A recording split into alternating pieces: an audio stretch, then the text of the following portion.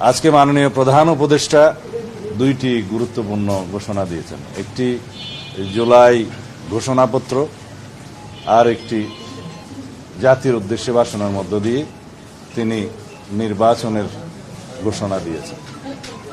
আমরা দুটোকেই স্বাগত জানাই। জুলাই ঘোষণাপত্রের যে সমস্ত ঘোষণা তাকে রাষ্ট্রীয়ভাবে এবং সাংবিধানিকভাবে স্বীকৃতি দেওয়ার জন্য আমরা প্রতিশ্রুতিবদ্ধ এবং যথাযোগ্য জায়গায় সংবিধানে সেটা স্থাপন করা হবে, সেই প্রতিশ্রুতি আমরা আগেও দিয়েছিলাম। এবং জুলাইয়ের যোদ্ধাদের, জুলাই শহীদদের, ছাত্র গণ অভ্যুত্থানের যারা শহীদ হয়েছেন তাদেরকে জাতীয় বীরের মর্যাদা দেওয়াটা সমুচিত হয়েছে, সেটা আমাদের প্রাণের দাবি। এবং রাষ্ট্রীয়ভাবে সহযোগিতার প্রতিশ্রুতি তিনি যেমন দিয়েছেন, সারা জাতি দিয়েছে, আমরাও দিচ্ছি।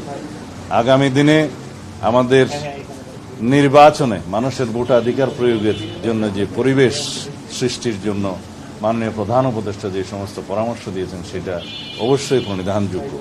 তিনি ঘোষণা দিয়েছেন নির্বাচন কমিশনের কাছে তিনি চিঠি পাঠাবেন আগামী 2026-এর ফেব্রুয়ারির প্রথমার্ধে, রমজান শুরু হওয়ার আগে নির্বাচন অনুষ্ঠানের জন্য নির্বাচন কমিশন যথাযথ ব্যবস্থা নেবেন।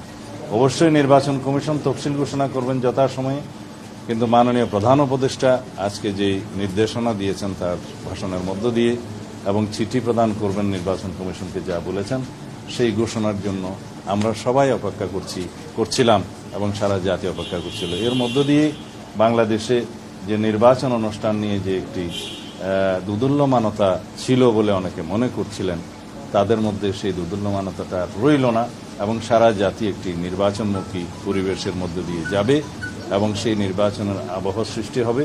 আগামী দিনের নির্বাচন ইনশাআল্লাহ সুষ্ঠু, নিরপেক্ষ, অবাধ এবং বিশ্বের মধ্যে সবচাইতে প্রশংসিত একটি নির্বাচন অনুষ্ঠান হবে বলে আমরা আশা করি এবং সেই লক্ষ্যে সমগ্র জাতিকে এবং সমস্ত জনগণকে প্রস্তুতি নেওয়ার জন্য আমরা আমাদের পক্ষ থেকে আহ্বান জানাচ্ছি। আমরা মনে করি এই ঘোষণার মধ্য দিয়ে রাষ্ট্রে রাজনৈতিক স্থিতিশীলতা আরও বেশি প্রতিষ্ঠিত হবে এবং কোনো রকমের কোনো অনিশ্চিত পরিবেশ বা ব্যবসা বাণিজ্য বিনিয়োগে আর থাকবে না, সবকিছুই সচল হবে এবং গতিশীলতা পাবে।